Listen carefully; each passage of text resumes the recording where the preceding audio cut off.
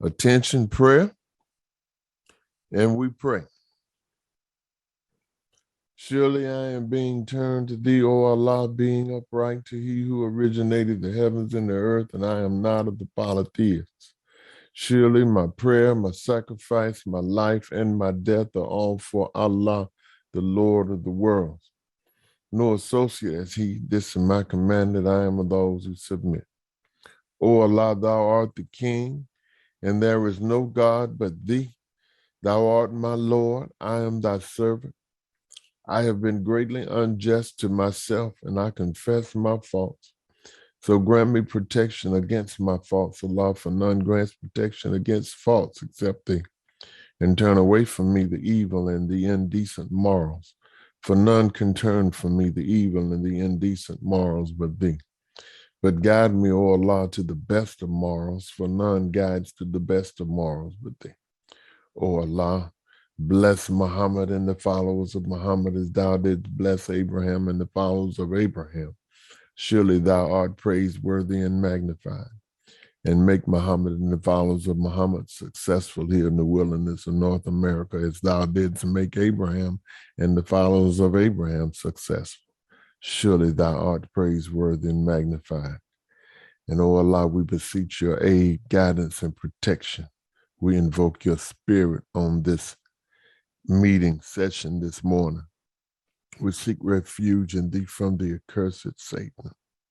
And we thank you for Mr. L. Ron Hubbard and his science that he has brought to the table.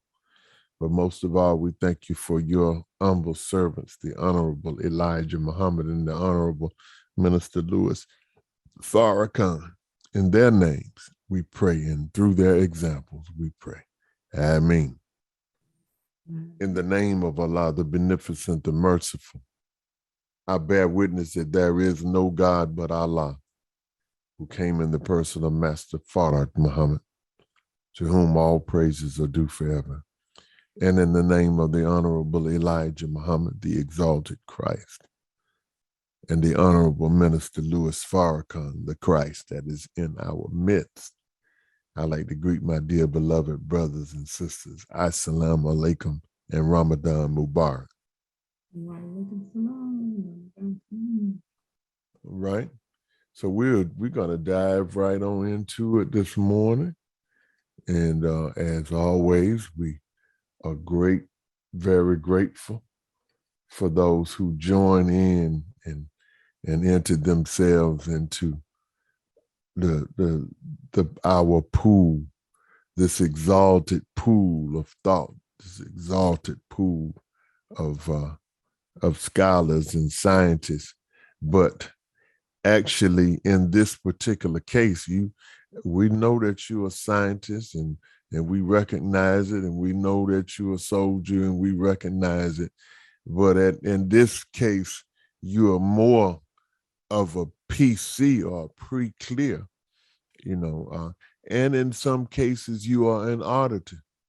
And so the role is not really different, but the roles have been spelled out to us in this particular forum so that we can keep it moving in the direction that we desire to move it. And then when I say a PC, you are a PC, you are a person that have admitted to yourself and the group that we are all trying to do better, and we are all trying to learn.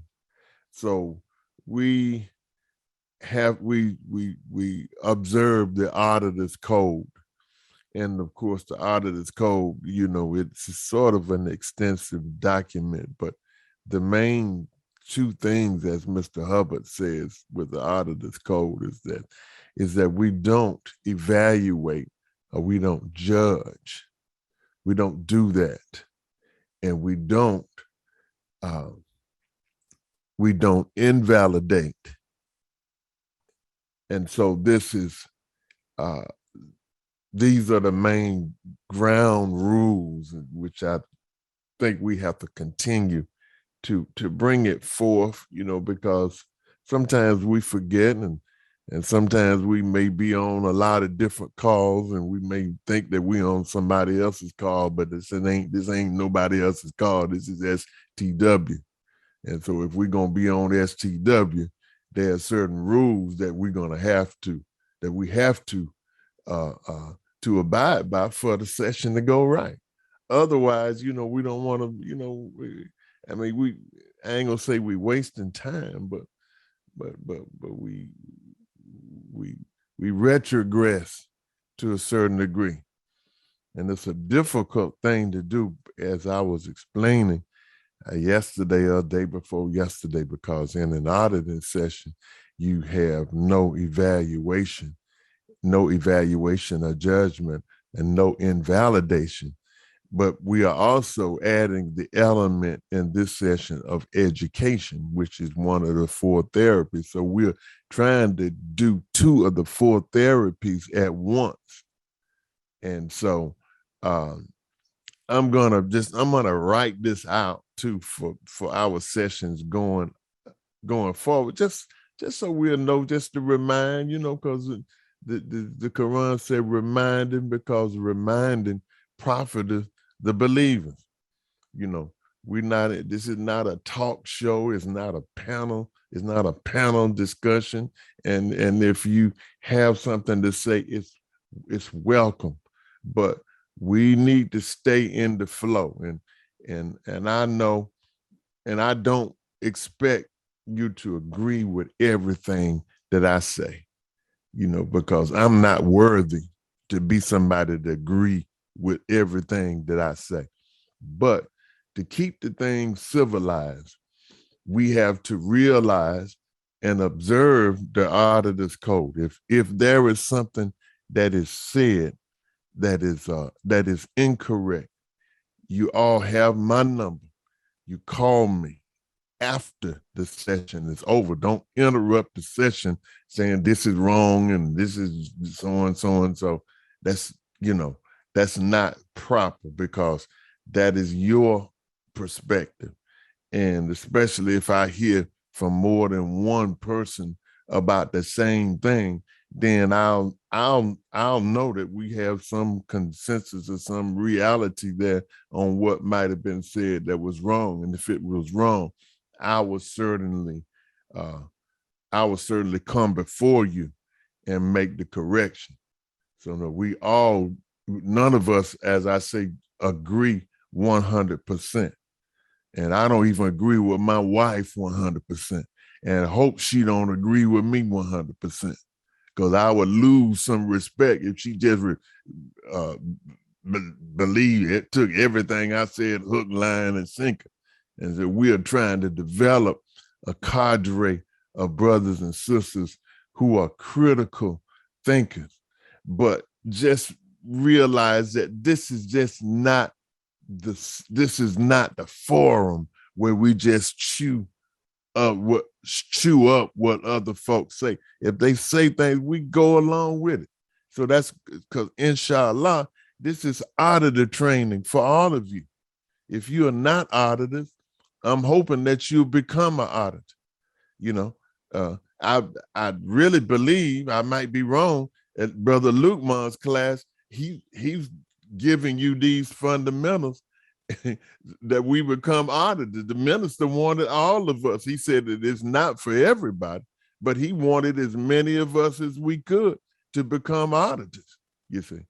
And so what better way than to start this way? Let's, deal with that auditor's code. And it's not my code. Well, it is my code, but it's a code that I just agree with, that I have reality with, and realize that what we do, it is very difficult to follow that code and to educate, because to the auditor's code is non-evaluation, non-invalidation. And education, a lot of times, is the opposite, because that's how you educate folks. You have to invalidate the things that are wrong in what the person is doing, you see. So it's kind of a fine line.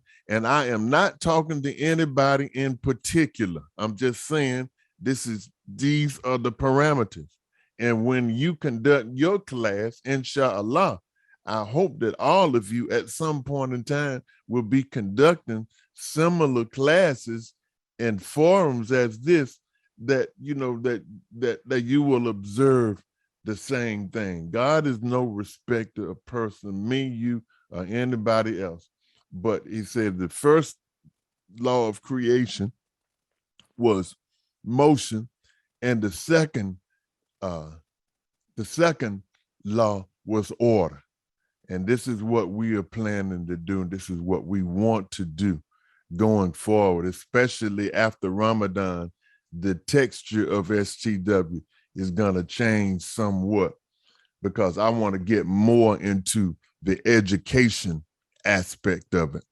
And we will be doing some auditing, some straight wire auditing like we're doing now, but we're definitely going to be leaning a little bit more toward the education side, because when you get into that education side, then there's just more that you can do when you got somebody that you ain't got to explain everything to. You follow what I'm saying? And I ain't trying to put nobody down, because all of you are my brothers and my sisters, and I love you like my real brothers and sisters, which I don't have any. I'm an only child. So therefore I have adopted every one of you all, and ain't nothing you can do about it.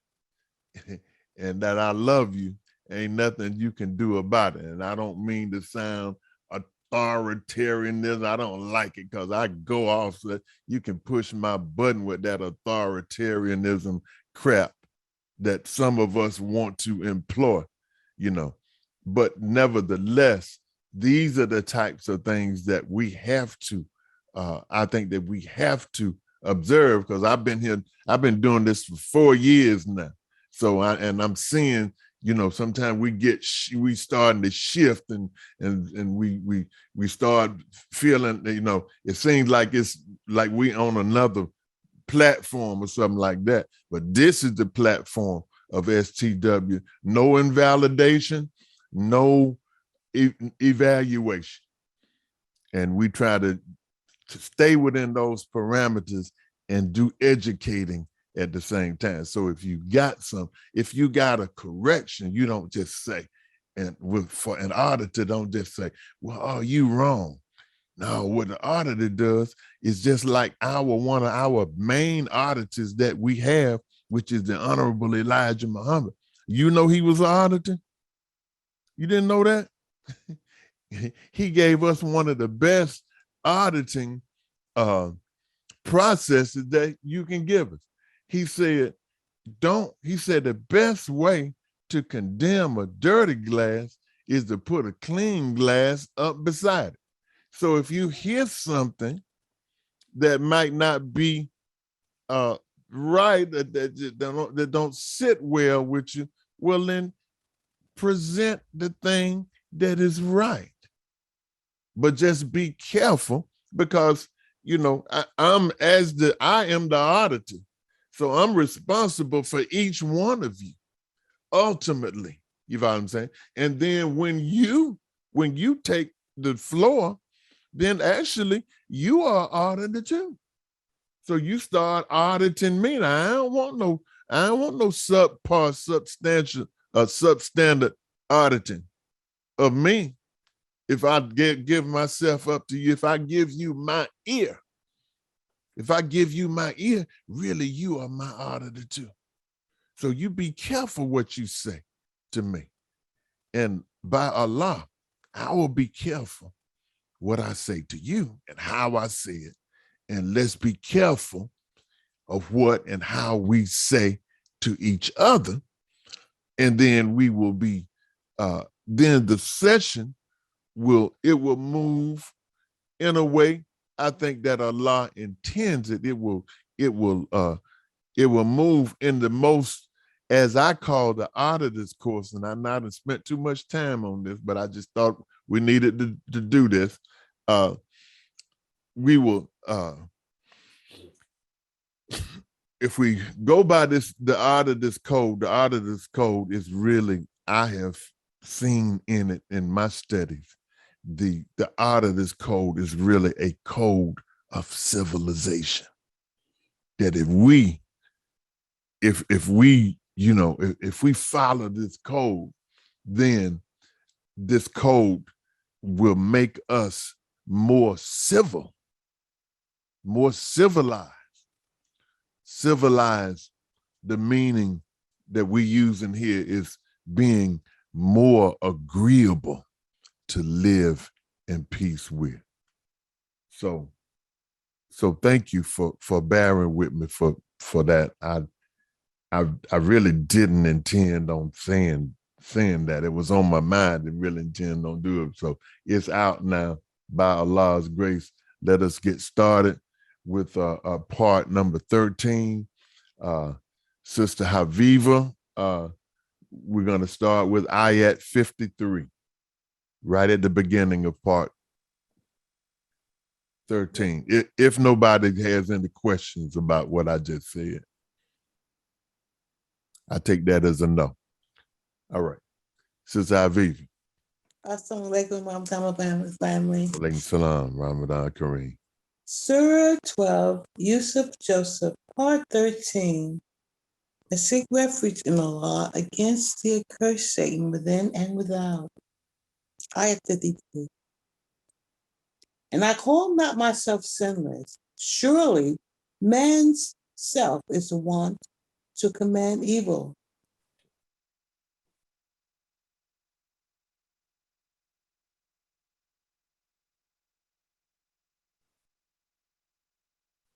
We lost you after command evil.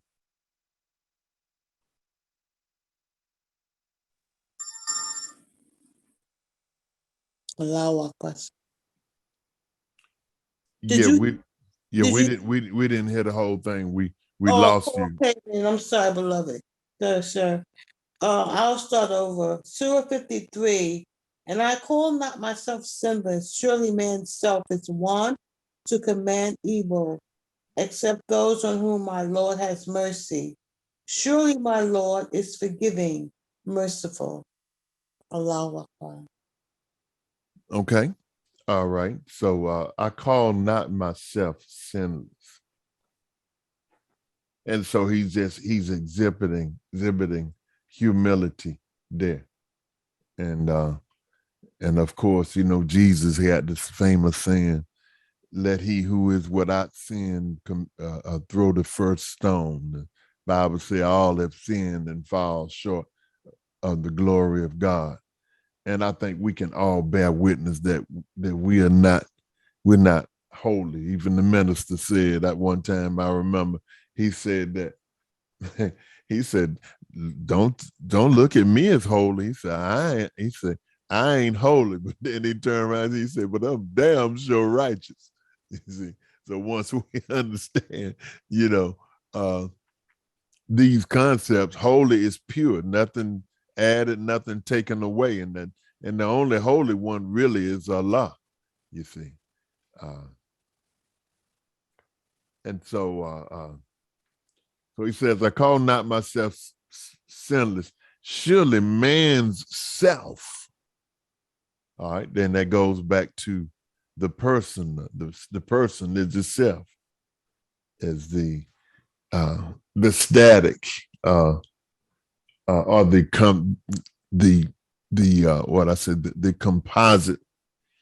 composite facsimile. And in our case is that we are trying, as the Savior said, accept your own and be yourself.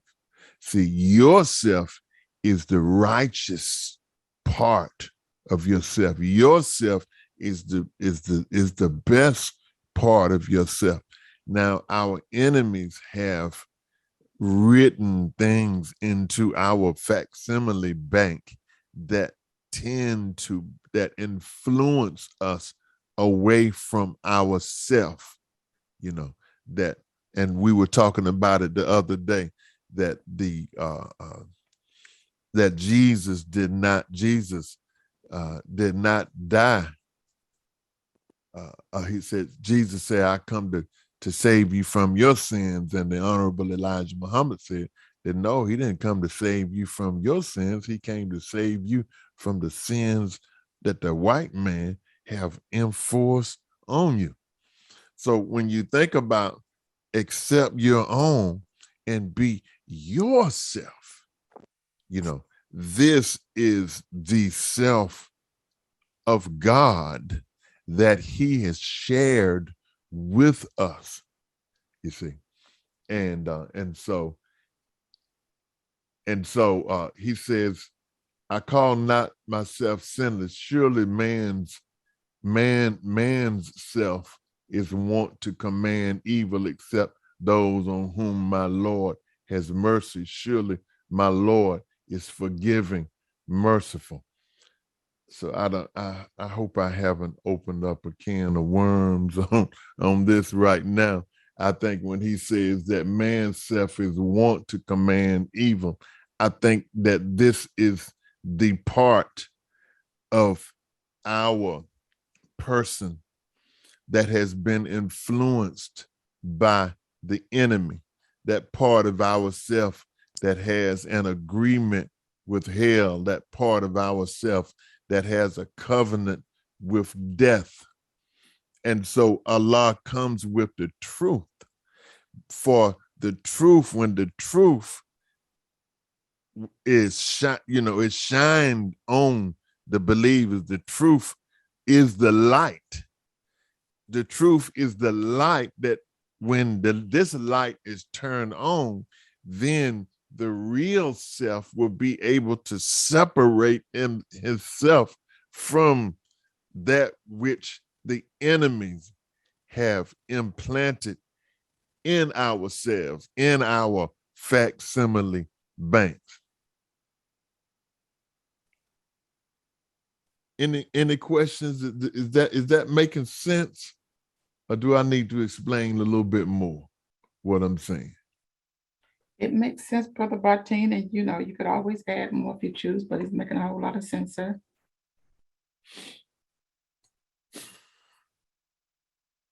At least to me. Yeah. Praise be to Allah. Well, I mean, I think this is a very, very interesting concept because we have to, all of us now, either, I think pretty much everybody has either you have studied book one or you are studying it under Brother Lukman. And so now in this study, and brother, you can feel free to chime in. One of the things that we're trying to achieve is clear. At least the actions of book one are intended to move us toward that state of clear. And so there are some impediments for us to be clear, and that is the reactive mind. And the reactive mind is the repository of facsimiles that have mis-emotion or emotion below 2.0 on the tone scale.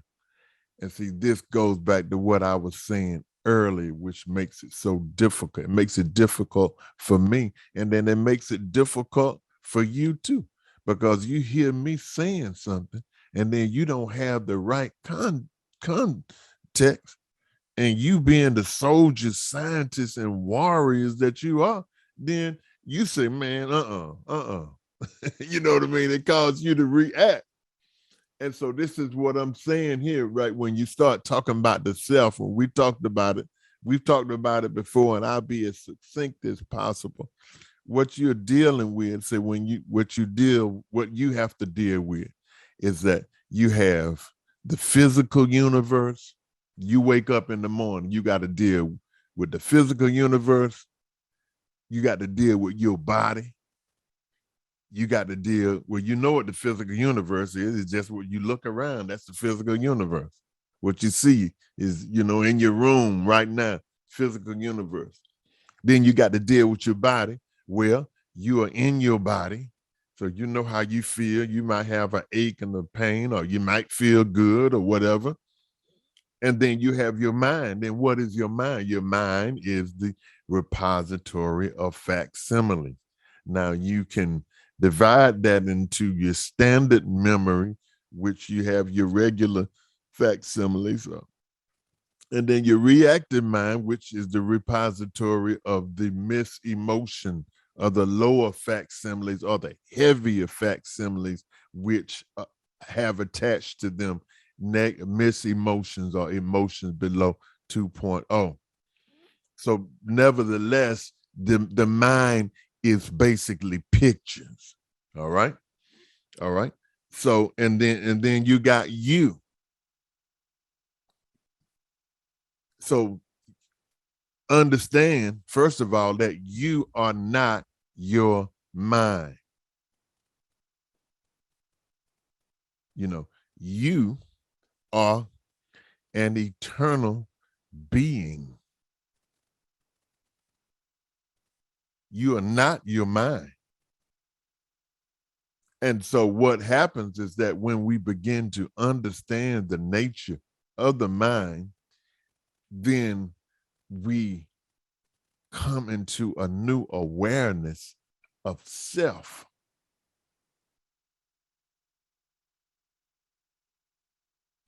All right. What's the difference between you and your mind? Well, the mind is the picture, and then you are the one looking at the picture.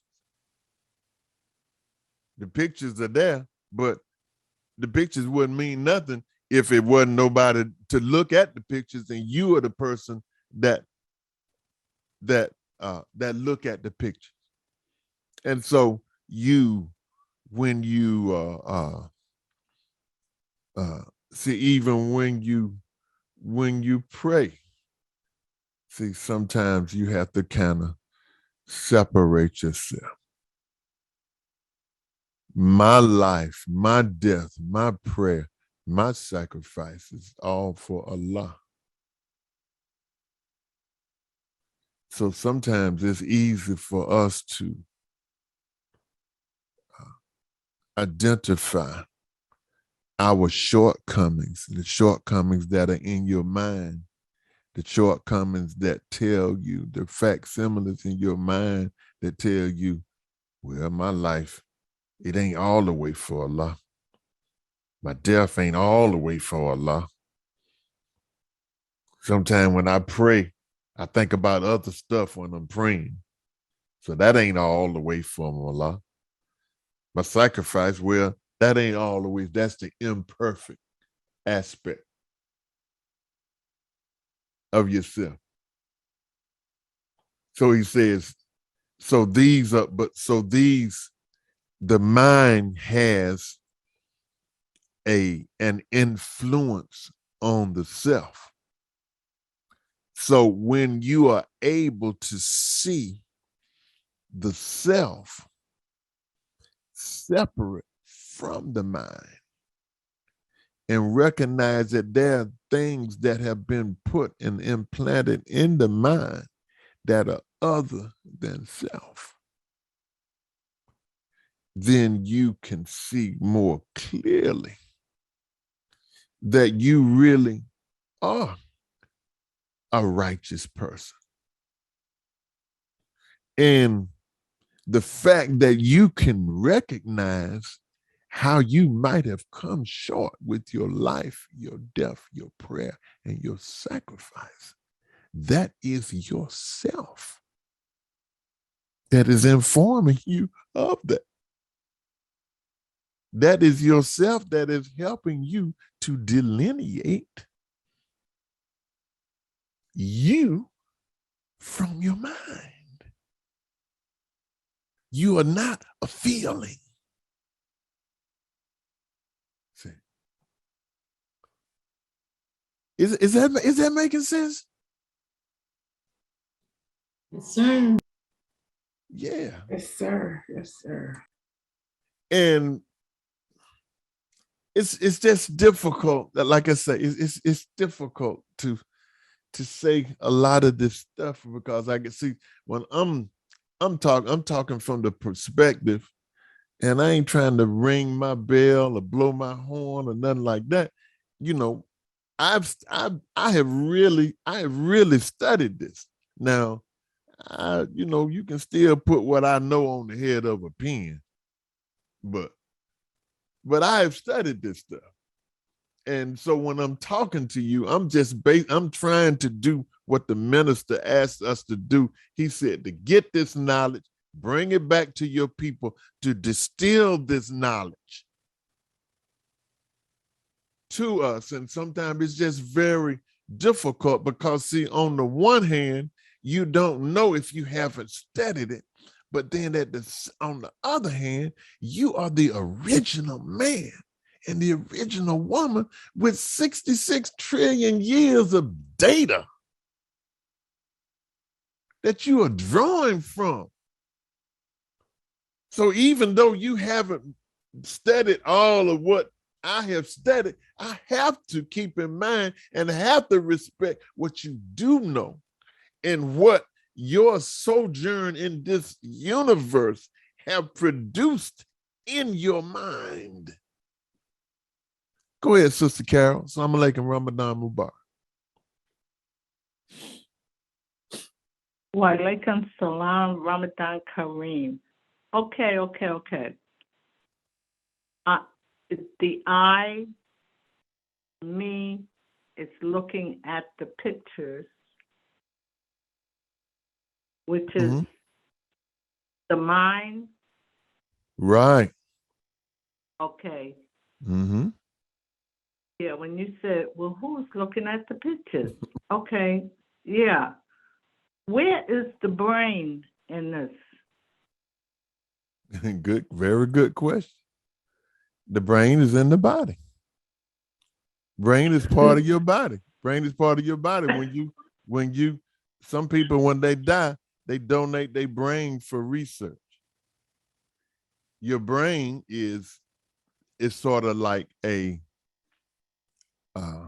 ultimately, you can say your brain has the ability to think, because in every cell in your body, your experience is written on every cell, brain cells and everything, you see. Mm-hmm. And this is what DNA is made of, what they call DNA. But the function, the main function of the brain, according to Mr. Hubbard, the brain acts like a switchboard or a relay from the mind. The mind, you have you, the mind, and then the body. Then you interact with the mind, and the devil, the enemy, have messed up our minds. And so this messed up mind interacts with the body. The interface of the reaction of the interface of the interaction between mind and body is brain. So brain. So when you get these emotions, then the brain deals with your your different glandular systems, the endocrine systems, and various systems. And so Dianetics, one of the definitions that Mr. Hubbard gave for Dianetics is that Dianetics is what the mind is doing to the body. And that's why he says that 70% of the ills that human beings encounter are psychosomatic. they're a result of what the mind is doing to the body. Because when you got a confused mind sending all kind of conflicting signals that the brain is trying to interpret, or the mind is trying to interpret to send to the brain. And so the brain ends up getting all of these conflicted signals. And that is one reason why I believe that when we have problems, health problems in our community, you ever notice how the Black man is always the in the worst percentiles in terms of how diseases and things affect us? You see. So the brain is sort of like a switchboard, like you remember back in the days when you had the little dial phones and stuff, and they had switchboards where the operator would connect you to wherever you were trying to call on the telephone. Okay, thank you. I'm going on mute. Thank you. Oh, you're quite welcome. And it was something that Sister Tina had said that I was going to bring up. But anybody want to chime in and want to add on to that?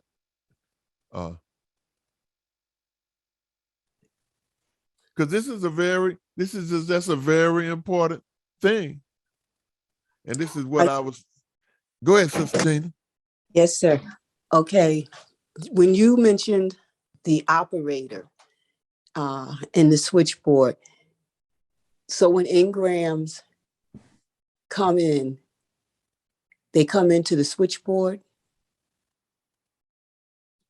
Yes, right. When an engram is keyed in, that aberrated or heavy facsimile sends signals to your brain, and then your body reacts. Okay, so it comes into the mind that it's in the mind. The engram is all engram bank, that engram bank in the mind, and the operator would be more like the the signal, the reactive mind. I'm picturing it in my head. Yes, ma'am. Yeah, you're doing good. Okay. Right. I think you own it. Yeah, the engram is the facsimile. It is the memory. It is the recording. It is the thought, the emotion, and the effort. That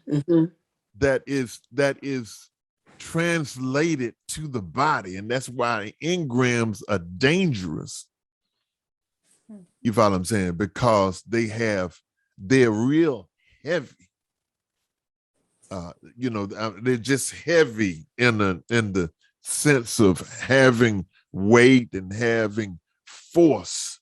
They can take over a situation. That's why when you got your locks secondaries, in engrams, a lock is so, even though a lock is just an analytical moment that reminds you of the contents of an engram, the lock is real important because it gets its power from the engram, from the intensity of the engram. And as Mr. Hubbard goes on in his subsequent books from book one, he uses the word engram much less, and then he begins to refer to the engram as a heavy facsimile. And this is one of the things why that I was wanting to bring out in the subsequent curriculum is just the basic understanding of the mind. And so those of you who are taking the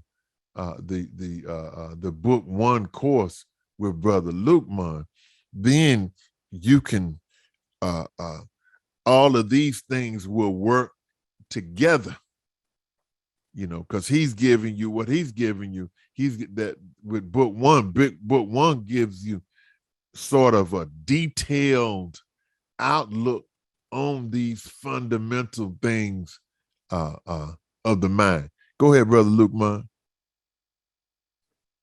Ramadan Mubarak, family. Ramadan Kareem, sir. As the sister was posing her question, I kind of saw a way maybe to explain it from a different perspective, adding some math to it if I could. Sure. Everyone in the room today, I'm sure if you're on a computer, you're possibly using a wireless connection, correct? Correct. Okay. When you look at the wireless connection, the internet, obviously the internet contains more information than the laptop that you might be using. Everyone that has internet connection, you have what's called a modem and you have what's called a router, correct? Mm-hmm. Okay. The information comes from the internet. It comes through your modem and then it's translated into the router. And then the router can send that information out to the various devices you have in your house. So you can use your cell phone, you can use your iPad, you can use your laptop, you can use many different devices because you have a router that's connected to the modem, that's connected to the internet. This represents the same thing that happens in our cells. Our pineal gland connects us to the universe. That's the modem. The endocrine system is the pituitary gland. The pituitary gland is called the master gland that sends signals to all the various endocrine glands in the body based on what's called hormones, correct? Is everyone with me? Yes. So the endocrine system is like an interface between the mind and the body. So just as a computer, when it has malware and viruses, it loses its connection to the internet. When we have engrams, locks, and secondaries, it disconnects us from the creator. So the Dianetics is like removing the malware and the viruses from us so we can speed up the process of our thinking to reconnect us to God again. The same thing that happens in the computer is happening in the self. The computer has a mind and the universe has a mind. And what we have to realize is we have to take on the mindset that we are not the body. We are the universe in a small form. Minister Farrakhan says we are the microcosm in the macrocosm. We are the universe in miniature. But through this society, we have been educated into believing that we are the physical body. And that's what limits the things that we believe we can do and limits our potential because the body is limited. I don't know if that mass kind of clears it up. But if you look at most diseases can be traced back to a particular endocrine gland. And that endocrine gland is the hormones that are produced are based on perceptions or thoughts. So an incorrect thought produces an incorrect hormonal chemical, which produces a hormonal imbalance. And that hormonal imbalance translates through the endocrine gland into disease. When you correct the thought, you change the chemistry and the disease goes away. Yes, sir. Yes, sir. Beautiful. Were you finished? Yes, sir. Yes, sir. Thank you, Brother Luke, man. All right. Praise be to Allah. Go ahead, Sister Ani. Assalamu alaikum. Alaikum salam. When you talked about weight, I immediately thought of Surah 94, the expansion, which begins in the name of Allah, the Beneficent, the Merciful. Have we not expanded for thee thy breast and removed from thee thy burden, which weighed down thy back? And so it made me think of when you're carrying a weight on your shoulders. Of course, if you're carrying a physical weight, it puts pressure on the shoulders, which causes the shoulders to droop and causes the back to bend from being in an upright position. But also, when the mind is burdened, there's a tendency for the body to reflect that, in that the shoulders droop and the posture is no longer in a straightened position. And that can be considered a weight. You're carrying a weight. I think the popular phrase is you're carrying the weight of the world on your shoulders. And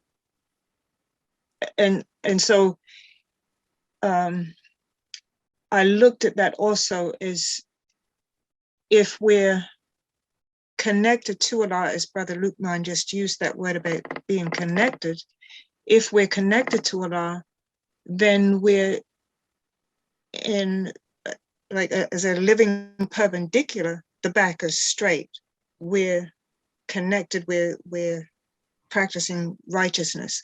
But when we sin, that's a burden. And that we're carrying an extra weight.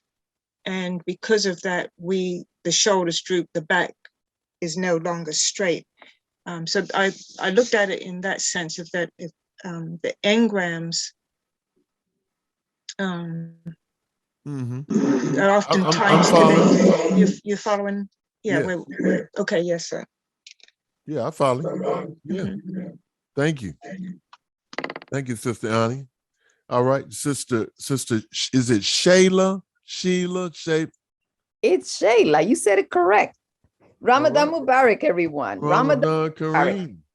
I just wanted to give the greetings. I don't want to get on your program and don't announce myself. I found you. I found you again. I get somebody send them to me via YouTube.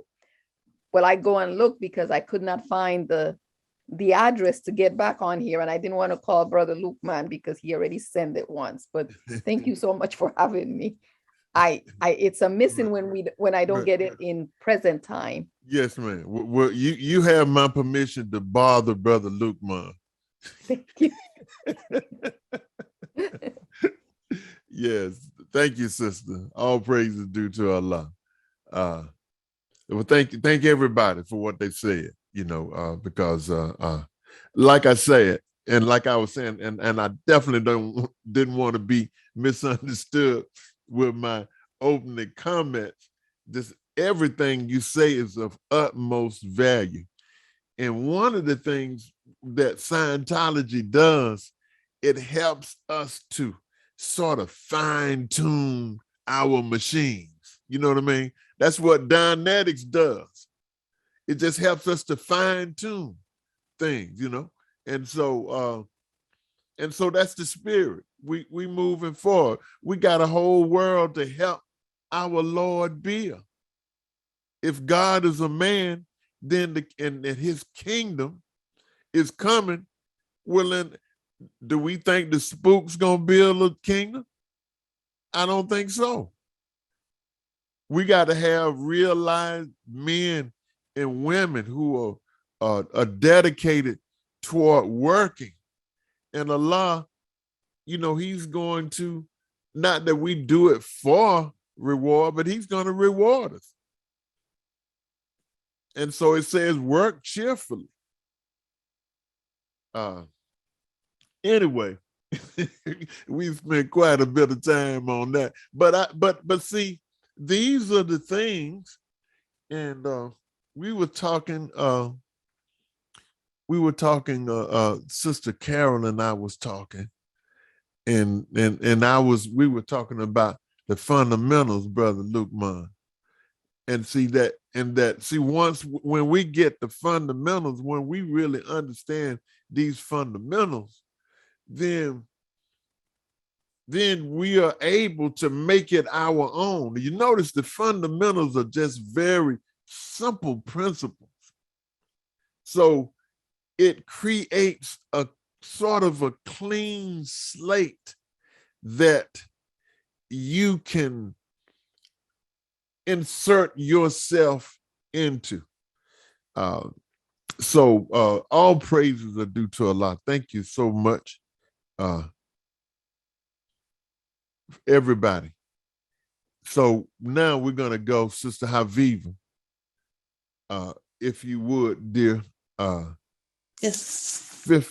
Let's go 56. Yes, sir. Ayat 56. And thus we give to Joseph power in the land. He had mastery in it wherever he liked.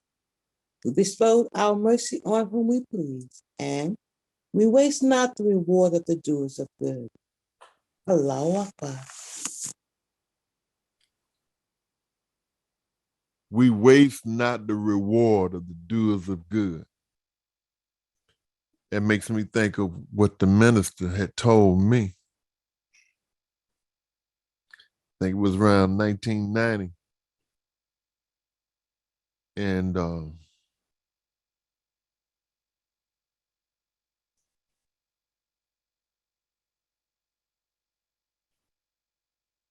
he had came to Macon, Georgia, which that's where that's where I grew up at, in Macon, Georgia. Actually a little town outside of Macon, but I always claim Macon because more people know about Macon than they know about Hawkinsville.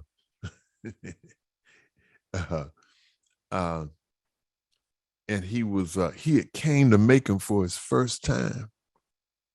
And so it was a volatile time in my personal life. And anyway, to make a long story short, I had been the student minister for the first, from 79 to 89. So he comes in 90. He comes in the year 1990, a little bit less than a year after my tenure. And so he said to me, he said, brother, he acknowledged the work that I had done those 10 years. And he said, brother, he said, sometimes you up, sometimes you down. He said, but you know, brother, he says, Allah never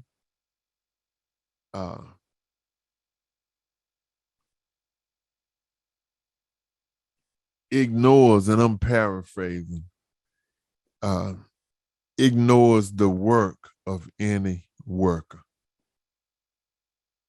And so he says, right here says that we bestow our mercy on whom we please, and we waste not the reward of the doers of good. So when we do good, and we're getting back, and we're gonna hammer, we want to hammer these reoccurring themes as Allah has seen fit to hammer them into us.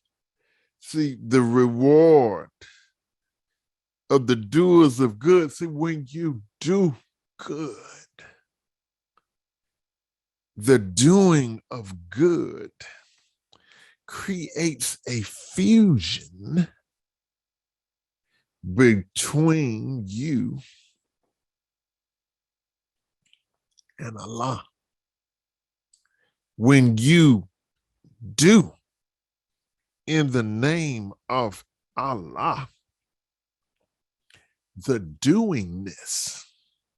See what happens, the doingness is 20 on the tone scale. 40 is the thought. When you're thinking about it, it's almost pure thought. And 20, that's 40, that's tone 40. Tone 20 is action change. And at tone 20, when you begin to do, you are changing, you are agitating, you are acting upon, you are rearranging the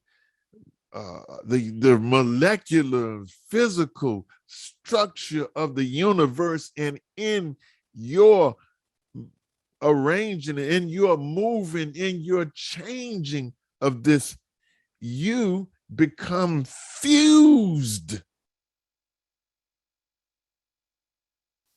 with it. You do something in the name of Allah. You become fused with Allah. So this fusion cannot be wasted, because you reward yourself in the very doing of good. You are applying a sealant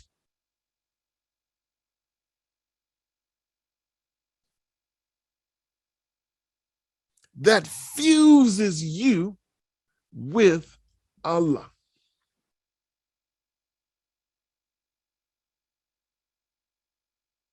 All right.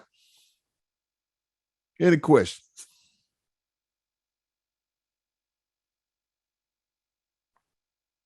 Ayat 9. Go ahead, Sister Carol. Okay, so that's why, okay, the doing is at 20 and the thought is at 40, coming from the good that you have done. That's why when you do good, you receive back like tenfold. Well, I don't know if I can parse the formula. Of course, that's what we're given in the Quran, and the Bible, that you get back tenfold. I would say that the sense you are fusing yourself with the high ideals of Allah, that due to the nature of that transaction, that communication, that it would multiply, that you would it would just not be a equal action and an equal reaction. But since since the interaction is between you and Allah, that the nature of the interaction greatly amplifies what you get back. Mm-hmm. Does that make sense? Yes, sir. Yes, sir. I heard the minister, I don't know now if it was the Swan Song or Jesus is the Key. He says, when we do wrong, we hurt ourselves so greatly. I'm paraphrasing him. Mm-hmm. And he was just so into it, you know how, like, shaking his head. Like, if only we understood Right. that when we do wrong, how you bring on perilous situations for your own self. So I've been thinking very heavily on that. And that's what you said now makes sense, because the doing of good is that glue. I'm using that. Mm-hmm. That's good. That's a good one. Okay, that attaches me to Mm-hmm. what Allah wants, how Allah thinks, how good makes things happen, and just keep it happening. Yes, ma'am. I'm going to stop there because right, that's right. And like I say, due to the nature of the transaction, which you are aligning yourself up with that which is greater than you, then it's not equal and opposite. because you are not equal to Allah, and you do Right. something good in the name of Allah, then you should get more back than what you put in, because you can't put the same amount into a thing that Allah. But when you Exactly. do it in his name, then the Mhm. doing of it in his name amplifies the reaction. Hmm. Ain't that beautiful? Thank you. Yes, sir. Yes, sir. Yeah, yeah. And then when you And, say and that the way about the minister, the go way ahead. he was shaking his head was like, if only y'all knew. You know what I mean? The pain. Thank you. I'm going on Yes, mute. yes, man. And as you were saying, the picture that came up in my mind as you were saying that, I'm thinking about the same thing myself. I'm thinking about, we talk about, when we lie, and then we talked about that a couple of days ago. When you lie, we don't realize the damage that we're doing. When you start lying, you're setting up confusion in your own mind. Lying, you're setting up conflict, because your nature is the truth.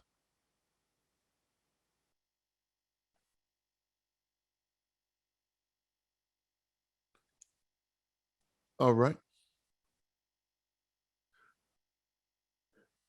All praise is due to Allah. And I think I did say 90, and it really, I think 90, it kind of repeated the same thing. But you can go ahead on and read it, Sister Haviva. Ayat 90. Ayat 90. Yes. Okay, yes, sir. Ayat 90. They said, art thou indeed Joseph?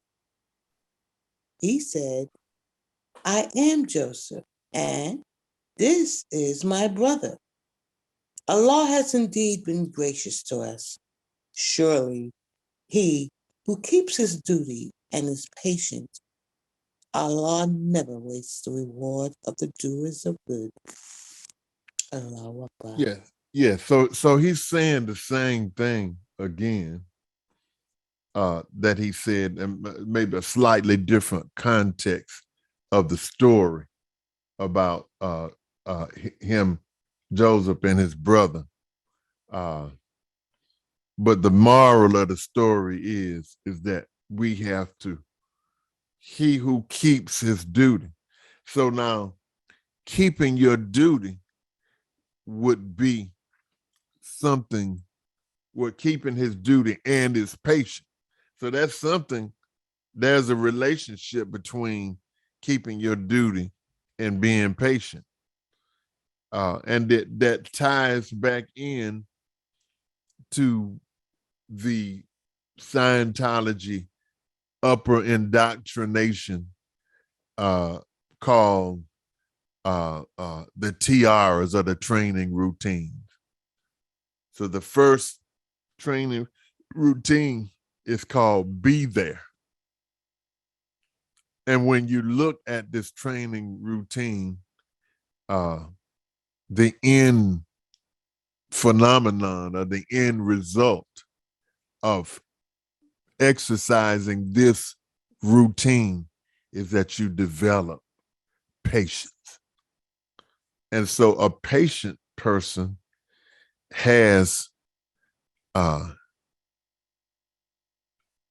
ability and a capacity for duty. Go ahead, Brother Lukman.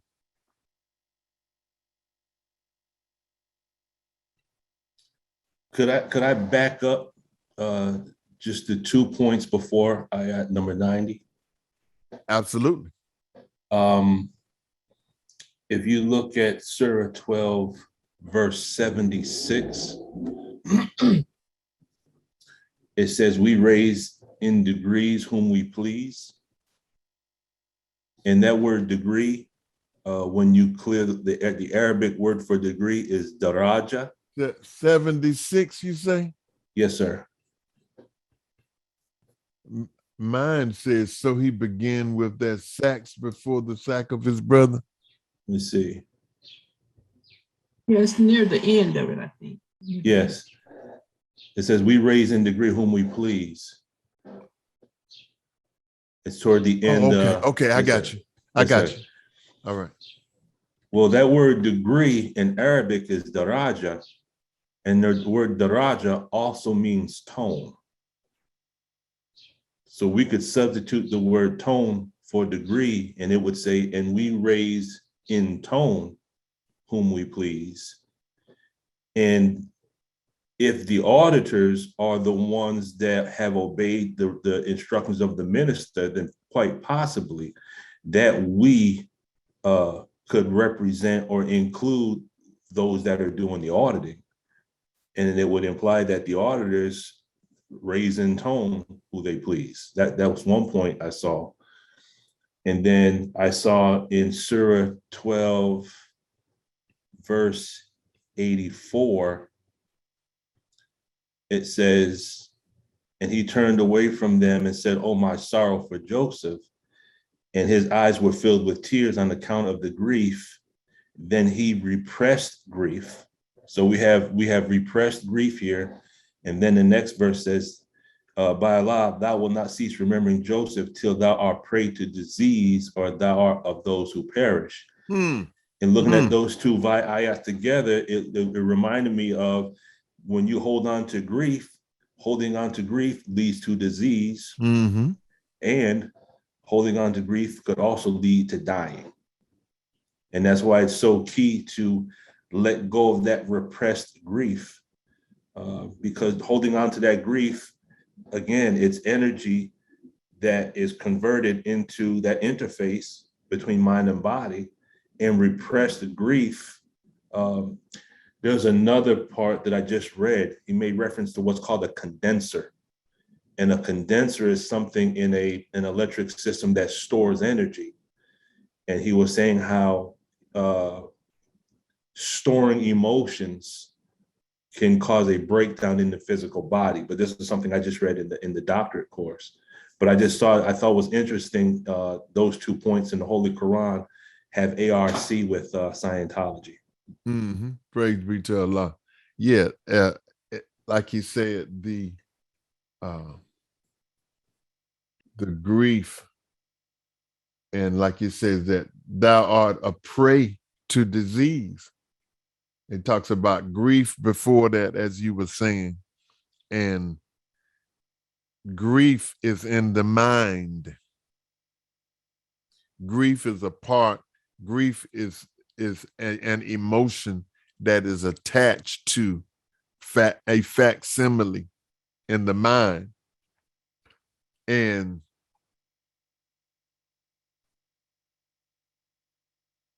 the grief, the lower emotions or the mis-emotions, one of the characteristics of mis-emotion is that you get the wrong signal. You're not getting an accurate signal. That's why they call it mis-emotion. Sister Ania was talking about misbelieving, you see, and you're not getting the right, you're not getting the true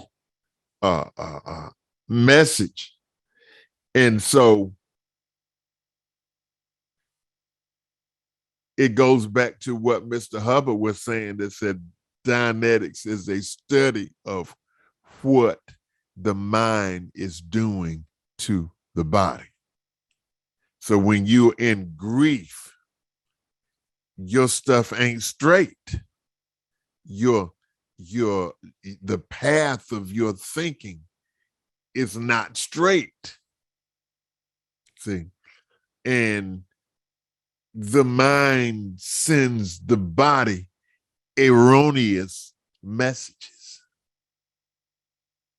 And this erroneous messaging leads to disease. Beautiful, beautiful observation, brother Lukeman. Go ahead, Sister Denise. So Michael, so this reminds me of how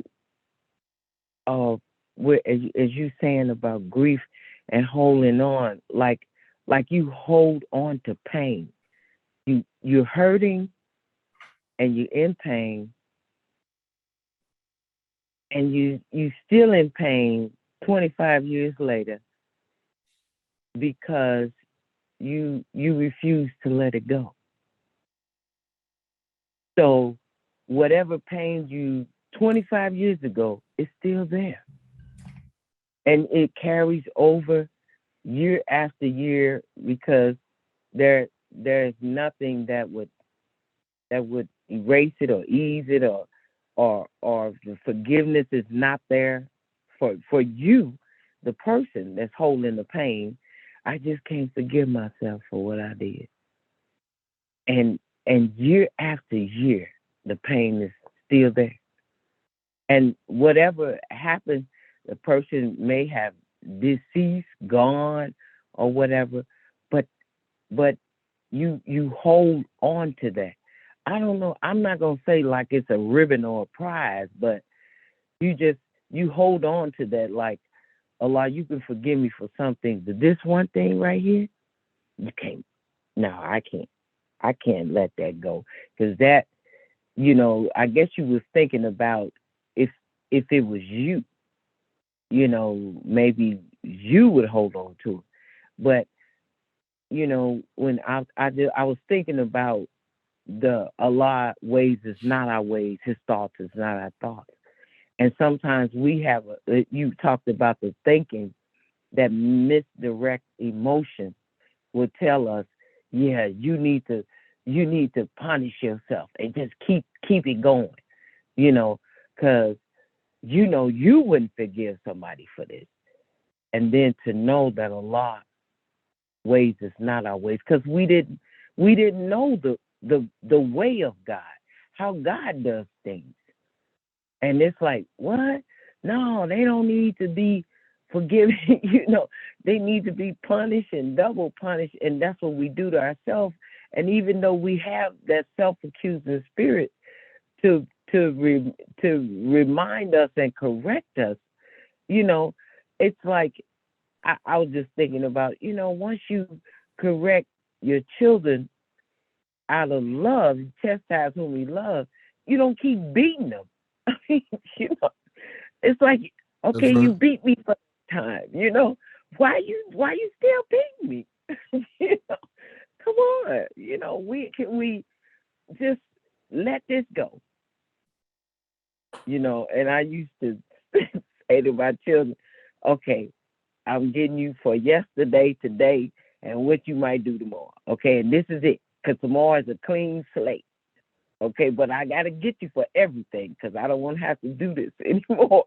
And I knew, but I'm just saying how we continually hold on to that pain and never let it go. And it just eats us away. It's a disease which become liquid in our system and goes through certain areas of our body, and now our heart is hurting, and now our leg is paining because of the disease that goes into our blood system, and then we can't let it go. And that's what I was thinking about as you and Brother Luke and you all were talking, because what they did to Joseph, and then they were seeing it all over again.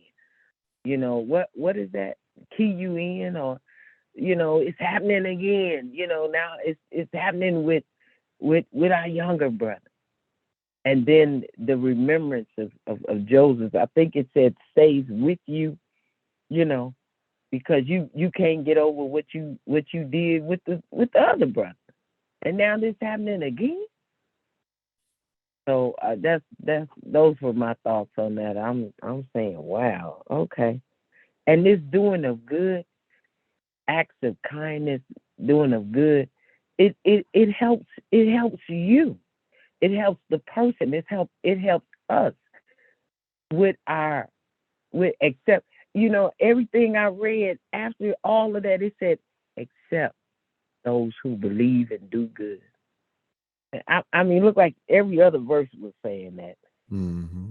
Because goodness is the right thought. Our brain's thinking right. Goodness, when you helping somebody, when you feel good, you act good. You like, I feel good today.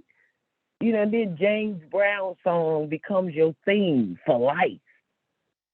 Because when you feel good, your thoughts change, and you got a certain walk when you feel good, and your health is good too. So that's what I was thinking, sir. Thank you. All right. You're welcome, sister. Yes, ma'am.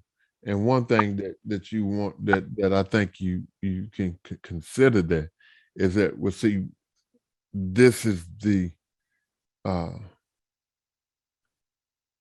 I guess what Mr. Hubbard gives us. He gives us a perspective. He says, well,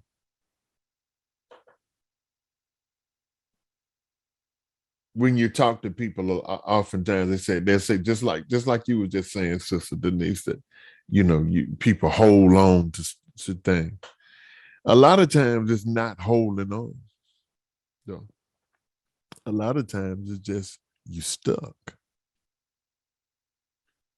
So if you stuck, if your hand is stuck on something, it may look like you holding on. But in reality, you are stuck. And that's what we were talking about with the emotional, about getting stuck into some of these low emotions. And we talked about the stuckness and being on a loop, how these certain emotions can take you on a loop. So that's what Mr. Hubbard offers there, is that you get stuck. Because anytime that you want to take your hand off of something and you can't take your hand off of it, are you holding it? You're not holding it. You're stuck to it, in that particular perspective. And so this is part of the reason for this technology. And one of the basic things that we learn in book 1 is that, how do you unstick yourself to these particular things? It's by recounting these things, going over it, go back over it, go back again, and get whatever additional data that you can contact. Every time you get that additional data, then you're loosening your grip, its grip on you. See? And so, and also the idea of confronting. See, when we have these issues like this, we need to get into a situation where we can confront these things. And once we confront these things, the more we confront it, the more we can see it as it is. Then the as isness is what frees us from being stuck. When we see it for what it really is, then the power of the truth within us gives us the ability to sever ourselves from that which is detrimental to us. We're getting close to the hour. It's 11:19 now.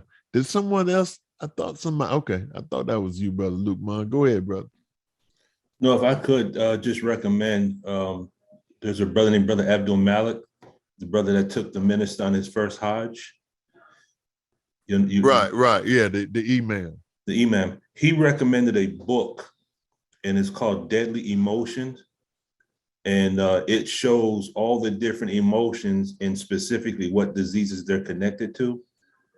And I would I had to go and purchase the book myself. I just started reading it recently, but it goes into a more detailed explanation of the specific emotions and the specific diseases connected together, almost as if as like a cycle of action. So if anyone is interested, I could send you that information, the book and the author. And then we can kind of see, just if we apply it to ourselves, we can see, maybe get a better understanding of the illnesses that we have. We could possibly trace it back to some repressed emotions that we're holding on to. Okay. All right. You can put that in the chat if you like. All right. Any more comments? Okay. Surah 13, 1 and 2. Surah That's not Bibi. 1 and 2. Yes, sir. Allah, the Thunder, Section 1, Truth of Revelation. In the name of Allah, the Beneficent, the Merciful, Ayat 1. I, Allah, am the best knower, the seer. These are verses of the book, and that which is revealed to thee from thy Lord is the truth. But most people believe not. Allah is he who raised the heavens without any pillars that you can see, and he is established on the throne of power. And he made the sun and the moon subservient to you. Each one runs to an appointed term. He regulates the affair, making clear the messages that you may be certain of the meeting with your Lord. Allahu Akbar. Here we go with the recurring thing again, where I think the last 2 or 3 surahs open up with Allah being the seer. And one of the things about seeing,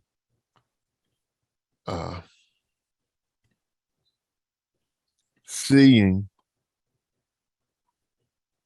allows seeing is one of the most comprehensive of the perceptives. It allows thorough examination. And the big picture that I want to draw is what the Honorable Minister Louis Farrakhan has drawn for us in the study guides. In the study guides, he says that when we study this material, ultimately what we're trying to do is to achieve is self-examination, self-analysis, and self-correction. And so this is the basis. That's really the big picture, not just for the study guides.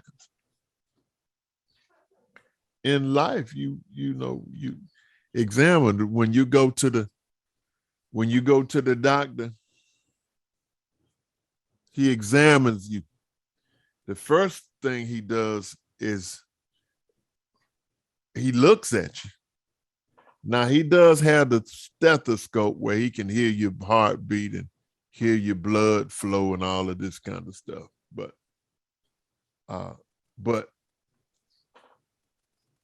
he starts off by just looking at you. And so Allah looks, he comes, and then he sees, he examines, analyzes, and corrects.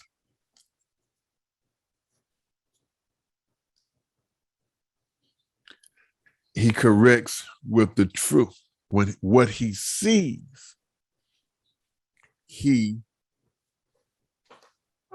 reveals the truth of what he sees. Truth being the exact consideration.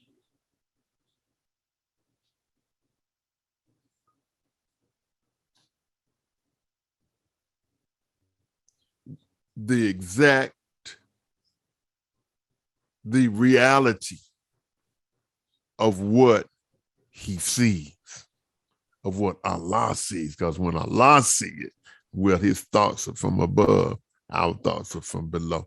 When Allah sees it, that's reality. All right? We go back to, he says that he is established on ayat 2. So he raised the heavens without any pillars that you can see. And he is established on the throne of power.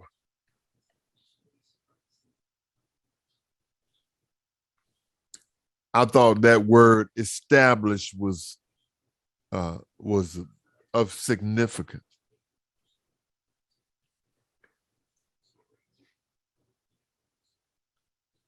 Established on the throne of power. So that, to me, that says that he has determined a reference point. And we talked about the throne of power being the perspective of wisdom. Go ahead, Sister Ani.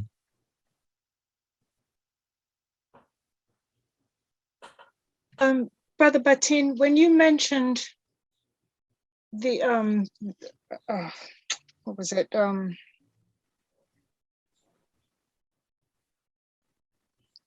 Gosh, the thought just went. Let me come back to it. I'll raise my hand again. No problem. Okay, we're just about done. Does anyone else have anything they want to mention about that?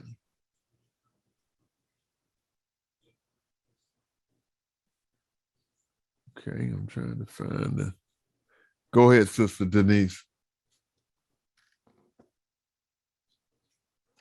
You know, in the swan song, or something the minister said about Master Rob Muhammad, how he knew all of this that would take place with viruses and things like that, that he knew that would take place, and how to Eat to Live book 1 and 2 and the Navy beans and what's in it, how he prepared us. And I was watching this movie, The Distant Runner, and her father was preparing her for what she didn't see that was coming ahead of her. And she was crying and resented that she had to keep going and take her pain and not succumb to the comforts of her mind of that I need to be comforted. But she had to deal with that pain. And then he was saying to her that your mind is far more than than the pain you feeling now. You just have to change your mind now that you in pain. That, okay, I'm in pain, but I gotta keep going. And then I saw her get up. So time passed and she became an adult and she went distant runner again, training. But this time she was by herself. She didn't have her father with her. And then when she encountered some difficulties along the path, she remembered her father's words and what he said to her. And that when she got to certain points of pain and certain points of she wanted to quit, or then her father's words came to her, and she was able to press on because she had went through the training. And he said in the swan song, if Malcolm had stayed in the class, if Muhammad Ali had stayed in the class, if Wardi had came to the class, he said, then I wouldn't have to go through all this, he'd say, because I would have examples in front of me that already made the path. And so I thought about that as Allah. I'm the seer, you know. I see, you know, I know you don't see it right now. And sometimes as parents, we tell our children that, I know you don't see it right now, but you can ask me later. So that's what I was thinking about. Yes. Yes, ma'am. Yes, ma'am. Beautiful. Beautiful. All right. Sister Ania, and then Sister Ania, then we're gonna do one more verse and then we're gonna land the plane. Go ahead, Sister Ania. Okay, yes, sir. It was in regard to what you said about establishing and the evaluation that a doctor does when you go in to see the doctor. And it reminded me the other day, I was reading this article in regard to sacred geometry and metaphysics healing in regard to Albert Einstein. And it happened to mention in there that in order to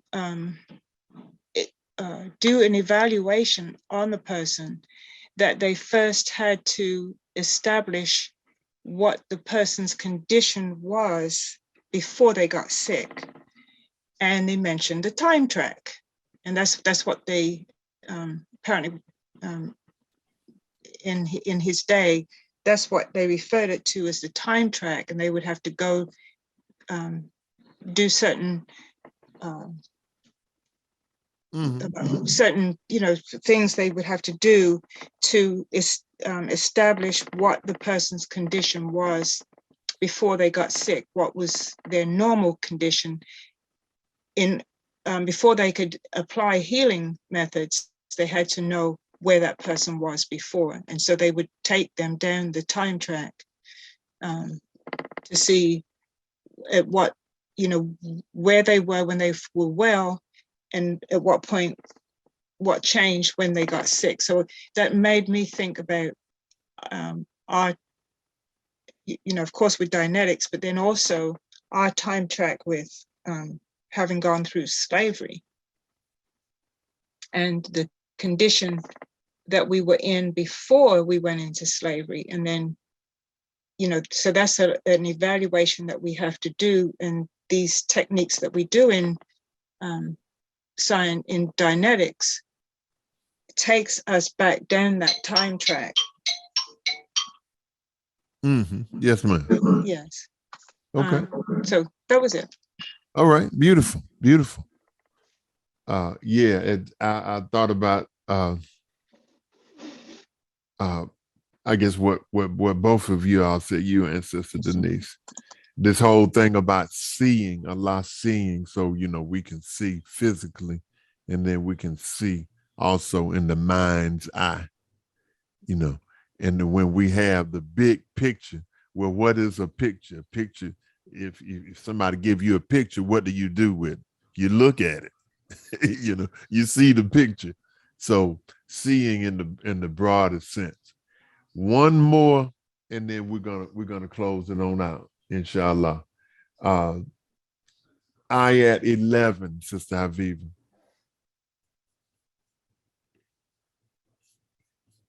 Sir, ayah 11. Ayah 11. For him are angels guarding the consequences of his deeds before him and behind him, who guard him by Allah's command. Surely Allah changes not the condition of a people until they change their own condition. And when Allah intends evil to a people, there is no averting it. And besides him, they have no protector. Allahu Akbar. All right. So very, very quickly, we get back to this thing where it says, surely Allah changes not the condition of a people until they change their own condition. So that goes back to everything is based on self. You know, the study guides say self-improvement. Everything is based on self. It all comes back to self. And this is one of the reasons why the prophet, it says that his duty is only a clear delivery of the message. So it's up to self to go from there. So accept your own and be yourself. He didn't even say be Allah. He said be yourself. Well, yourself is Allah, you see. But you have to discover that through the truth. And you discover that also through belief in the doing of good, and enjoying one another the patience, and enjoying one another to truth.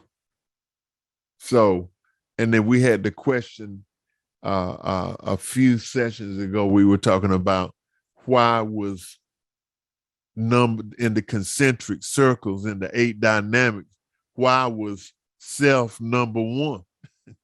Because self is number one. See, and once you discover yourself, then and only then do you have the ability or the capability of discovering Allah. All right. So that's it for today, by Allah. And may Allah continue to bless each and every one of us with a successful Ramadan fast. Brother Luke Munn's class will be Sunday, and the 17th, 6 o'clock. We're going to be on at 5 o'clock, but we will close this off, at least no more than 5 minutes prior to Brother Luke Munn's class, so that you will have a chance to migrate over and be on his class so he can start on time. Is there anything you'd like to say, Brother Luke Munn, regarding this before we close?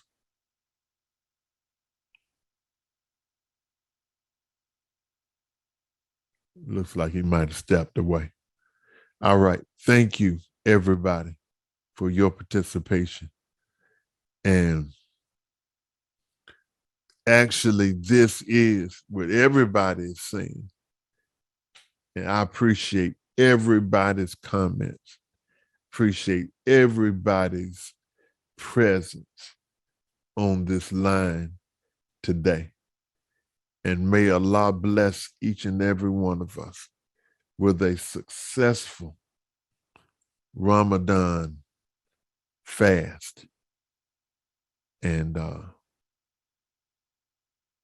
we will close out now with prayer. Attention, prayer. And we pray. O Allah, I seek refuge in thee from anxiety and grief. I seek thy refuge from lack of strength and laziness. I seek thy refuge from cowardice and niggardliness. And I seek thy refuge from being overpowered by debt and the oppression of men. Suffice thou us with that which is lawful, turn away from us that which is prohibited by thee, and by thy grace make us free of want of what is besides thee. Ameen. Ramadan Mubarak. Inshallah, we will see you. We will be back tomorrow at 5 p.m. Saturday tomorrow, 5 p.m. for the Quranic Str Wire. And see, we got the Crescent Group Muhammad. Who is that? Who is the Crescent Group Muhammad? If I remember correctly, I think that's Sister Keisha. I sent her a message, but she didn't respond. All right. All right. Well, may Allah bless each and every one of us with a wonderful rest of the day. Good to see everybody. Sister Carol, Brother Ricardo, Sister Karima, Brother Wadu, Sister Tina, Sister Ania, Sister Haviva, Brother Montgomery, the Crescent Group, my brother Lukeman, Sister Shayla, Sister Dorana, and Sister Belinda, and my dear Sister Jacqueline. I love you all. May Allah continue to bless you and keep this thing rolling, this wonderful Ramadan that we got rolling. Assalamu alaikum. Ramadan Mubarak. Ramadan Kareem. Wa alaikum salam, sir. Ramadan Kareem. Alaikum salam.